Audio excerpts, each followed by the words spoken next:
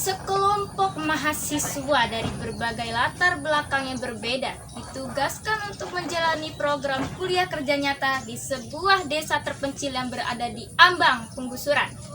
Dengan semangat pengabdian, mereka berniat membantu masyarakat mempertahankan hak atas tanah mereka. Namun, niat mulia itu tak berjalan mulus.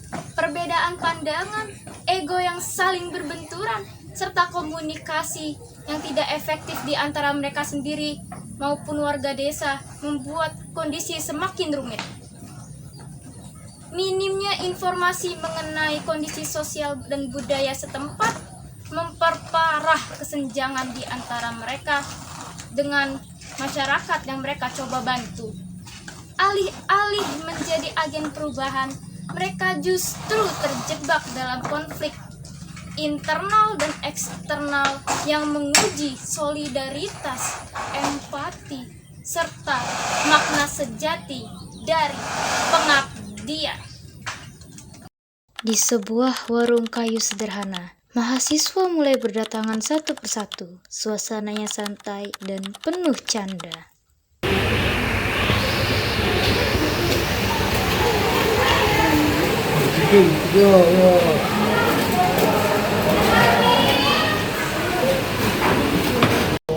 Capek banget keliling dusun, kaki gue kayak di dalam maraton. Ah lu, baru jalan segitu udah ngeluh. Gua tadi disuruh angkut kayu sama Pak Darto. Beratnya udah kayak bawa skripsi 5 bab.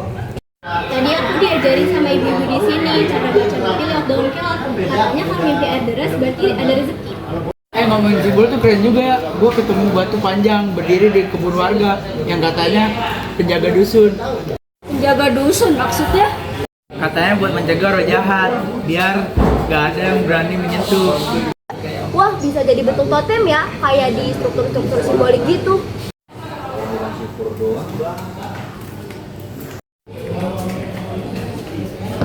Kalian lagi ngobrol apa sih? Warung ini jadi laboratorium antropologi ya? Iya Pak, nama warung ini juga cocok, warung antropologi.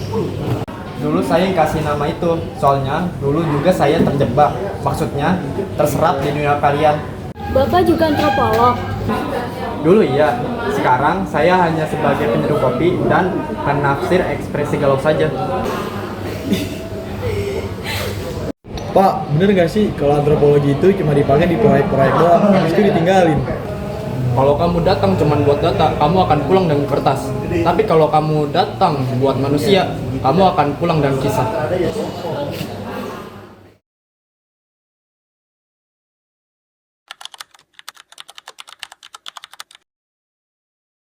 Tapi ya, kita harus kumpulin data kesehatan warga dulu. Soalnya banyak lansia di dusun 2 yang tekanan darahnya itu tinggi.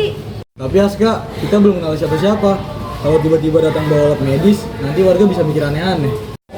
Iya benar, di dusun 3 aku nyapa ke seseorang, ternyata dia keturunan kepala adat. Harusnya manggilnya Bapak Aji. Tapi kita juga nggak bisa nunda. Situs yang tadi gue lihat bisa aja digusur. Kalau jalan dibangun, sejarah bisa hilang. Benar ya, kita malah dibahas budaya, sejarah, sama bahasa. Tapi warga tuh cuma mau tahu rumah mereka digusur atau enggak, rumah mereka dipindahin atau enggak.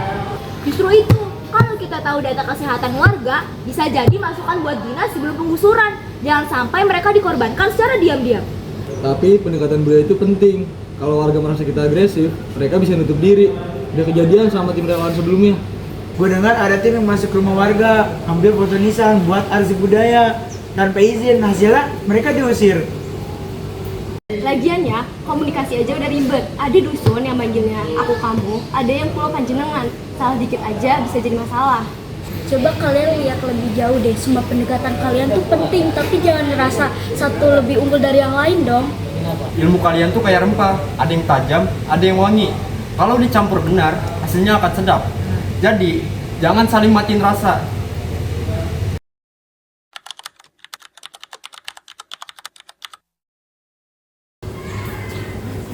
Permisi, boleh ngobrol sebentar? Apa benar proyek tanah ini bakal lewatin rumah warga? Maaf Bu, kami juga masih nyari informasi itu. Tapi kami bisa bantu sampaikan suara ibu ke desa atau LSM.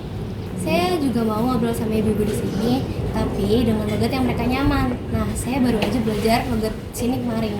Kalau saya penasaran soal tempat keramat di desa ini. Siapa tahu itu bisa terhidup dari proyek pembangunan. Oh, ada Mas, di pinggir sungai kecil, dekat bukit, dulu tempat upacara sebelum panen. Kalau Ibu dan Mbak setuju, kami bisa bantu fasilitas forum warga biar suara kalian nggak jadi katanya.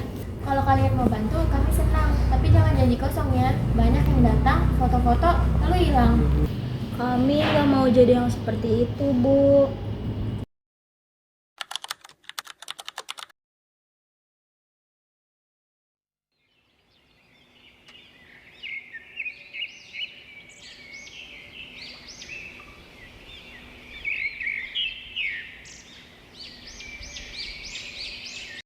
Mereka berkumpul di warung dan mulai menyusun strategi. Ada tawa, tapi juga kelelahan dan rasa bersalah. Tadi aku habis ditegur warga gara-gara salah jemput nama. Rasanya malu banget. Gue juga ditanya soal adat batas tanah. Gue cuma bisa bilang, nanti saya cari tahu. Tapi kalian lihat gak, walau mereka masih ragu, mereka masih mau terbuka sama kita. Berarti kita punya kesempatan. Besok aku mau ke balai desa, mau cari tahu siapa yang bisa diajak bicara soal proyek jalan itu. Aku siap keliling dusun. Siapa tahu warga butuh tahu tekanan darah mereka sebelum mereka makin stres. Aku mau bikin semacam kamus kecil bahasa logat sini biar relawan-relawan yang lain bisa paham sama konteksnya. Gue siap ngobrol sama tetua adat, tapi kali ini gue gak datang bawa kertas, cuma telinga dan kopi.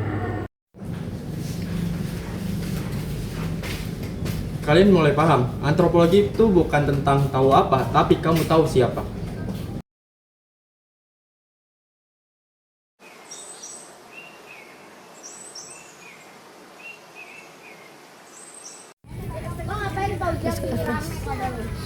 Di warung kecil inilah ilmu bertemu manusia, ego runtuh, rasa pun tumbuh. Itulah antropologi, memahami, bukan menilai.